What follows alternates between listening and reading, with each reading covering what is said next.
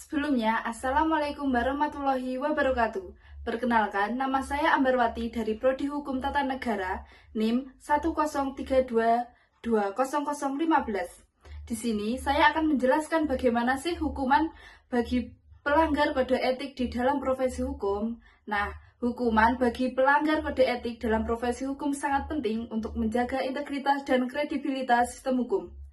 Setiap negara biasanya memiliki peraturan yang mengatur pelanggaran kode etik dan sanksi yang dijatuhkan bervariasi, tergantung pada tingkat pelanggaran. Dalam banyak kasus, pelanggaran ini dapat merusak kepercayaan publik terhadap profesi hukum, sehingga penegakan disiplin yang tegas menjadi suatu keharusan. Yang pertama, bentuk hukuman yang umum adalah peringatan atau teguran. Ini biasanya diberikan untuk pelanggaran ringan atau kesalahan yang tidak disengaja. Dalam banyak organisasi, profesi hukum dapat ditangani melalui proses internal di mana pelanggar diberikan kesempatan untuk memperbaiki perilakunya. Peringatan ini seringkali berfungsi sebagai langkah awal untuk mencegah pelanggaran lebih lanjut dan membantu anggota profesi untuk memahami dan mematuhi kode etik yang berlaku. Kedua, untuk pelanggaran yang lebih serius, sanksi administratif seperti penangguhan atau pencabutan izin praktik dapat diterapkan.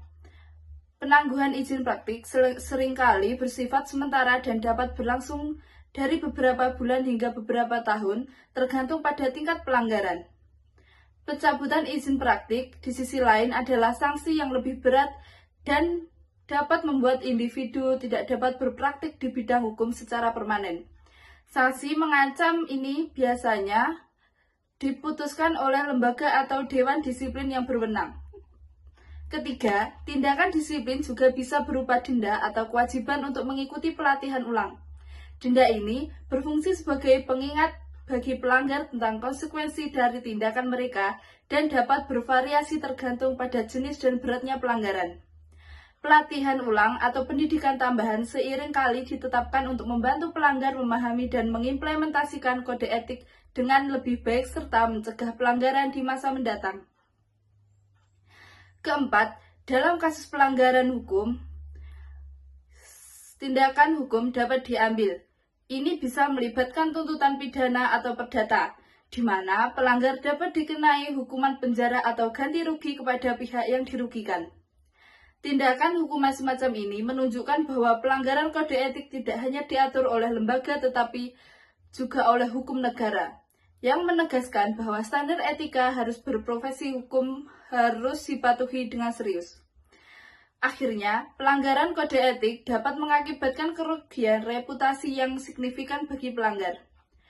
Reputasi seorang pengacara atau profesional hukum sangat penting dalam praktik mereka, dan pelanggaran dapat merusak kepercayaan klien dan rekan sejawat.